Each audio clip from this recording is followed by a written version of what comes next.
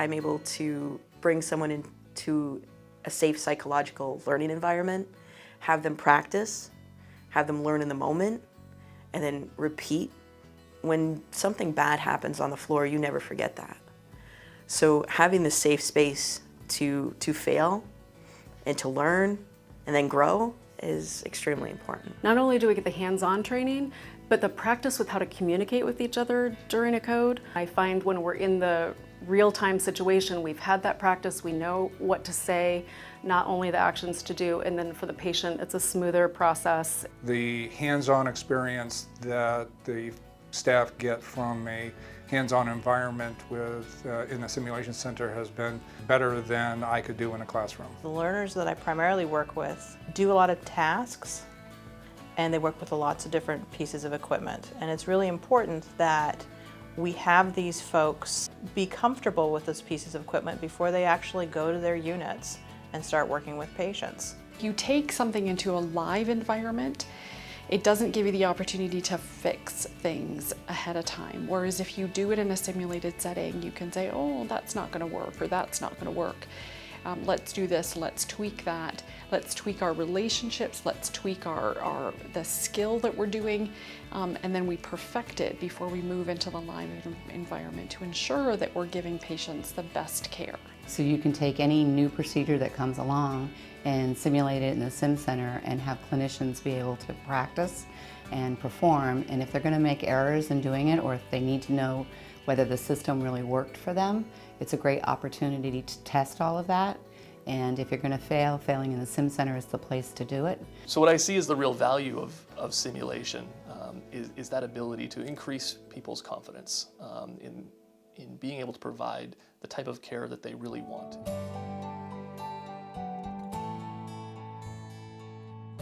And allows me to do a better job in my patient care responsibilities. Simulation does impact patient outcomes in that we're allowed to have the opportunity to practice and to practice failure. I do this work because it's an opportunity for education and public health to come together and create better outcomes for our community. Nurses gain experience. Ultimately, it gives them the comfort to utilize resources can maybe better manage emergent situations or crises that come up throughout their daily practice. We're closely linked to organizationally to the patient safety efforts that are going on across Dartmouth-Hitchcock. An environment where, for these high-risk, low-volume types of experiences in the clinic, we can give them an opportunity to experience what is happening for them in the clinic and then reset it. I think it makes me a better provider. I'm better at my job as well. It allows us to practice in that environment. So nurses and doctors and LNAs and respiratory techs and physical therapists can work together in an urgent type situation. And that way, that information can then extrapolate into our real life and help us to understand what it means to work as an interprofessional team. So I think overall, the message for simulation for me is that it creates a safe, psychologically safe place for people to practice ahead of time.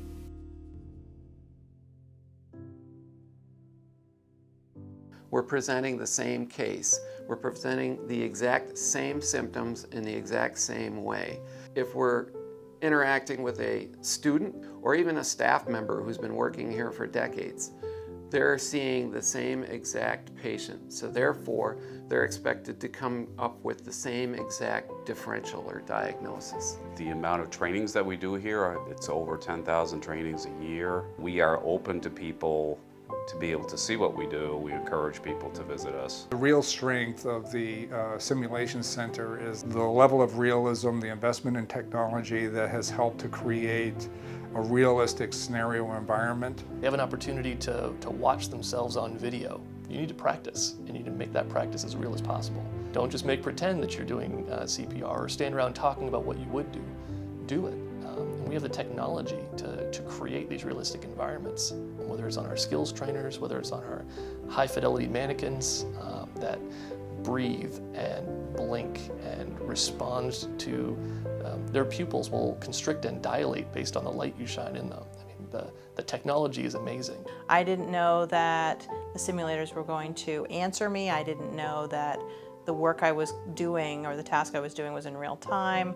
And at first I felt nervous, and then once I started, I got really comfortable and really got into it, and I think I learned so much doing that. We're very lucky to have a sim center that we have with all the available mannequins and the things that the mannequins can do. It gives clinicians also an opportunity to practice with their colleagues in an environment where they can really work on teamwork and communication between one another, and they can have a good time. I think we're uniquely positioned in the simulation center to address some of the other competencies that are a little tougher to deal with in some of our training programs related to communication, professionalism, team training, and in the end, I think it makes me a better provider. I'm better at my job as well.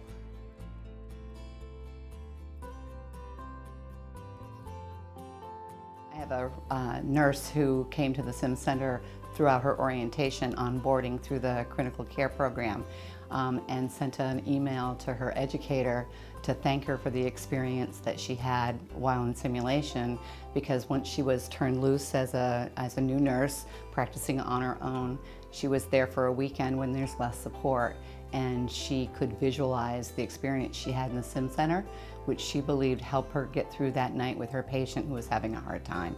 And so experiences like that make it really valuable to the clinician at the bedside. They practiced the codes to identify an individual who is experiencing an MI. And what happened is they went onto the floor, and crazy enough, their patient was experiencing an MI. And they came back and said, if it wasn't for simulation, I wouldn't feel comfortable about implementing the interventions that I implemented.